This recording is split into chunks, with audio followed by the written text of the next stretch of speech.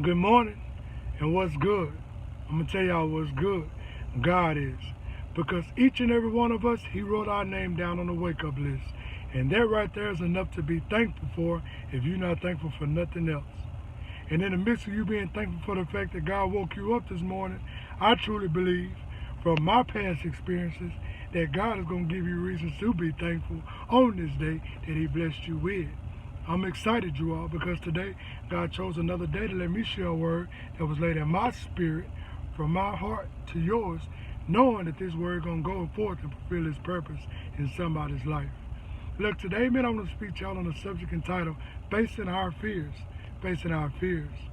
And the scripture reading that I want to share with you all that's going to tie into this is coming out of 2 Timothy chapter 1 and verse 7.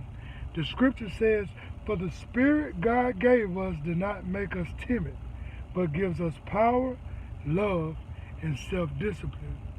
And the reason that Face My Fears is laid on my spirit is because once you start learning your life over God, God started to do different things in your life.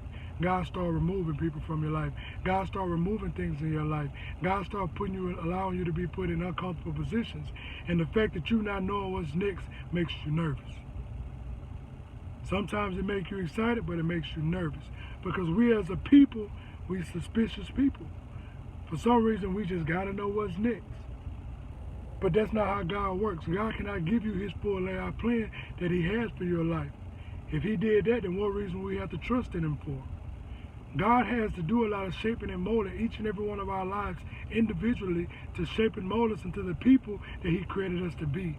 And the only way He can do that is by shaping and molding us without us knowing what's next.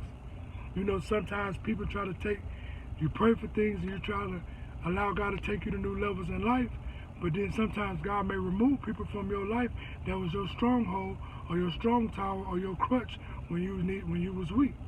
But God needed to show you that you could stand alone on your own. Or even sometimes we may stand on things financially.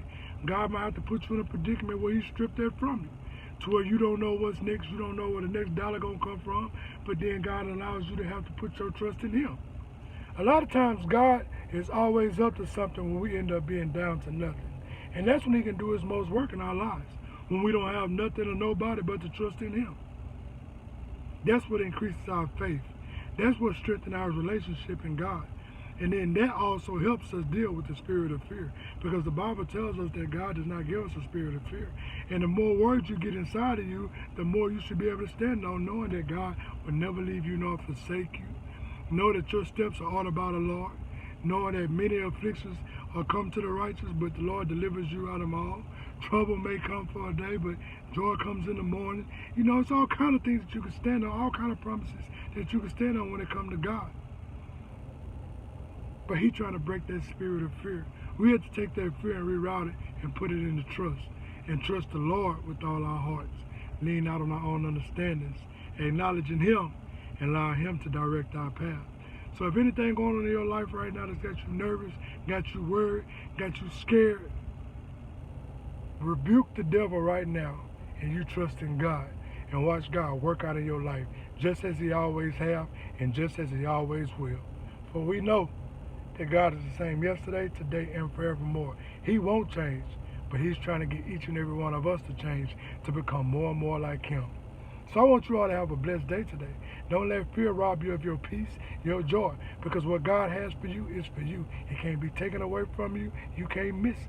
The only way you can miss it is if it's on you. So y'all have a wonderful day. It's Friday, man. Y'all go out there and y'all be great, because that's what I'm about to do. Y'all need prayer requests, somebody to chop it up with, holler at your boy. Stop what I'm doing, because I'm always about my Father's business, because that's what comes first. Y'all have a blessed and wonderful Friday. It's me, your boy, Mr. I'm Living Proof, and I'm out here. Be cool.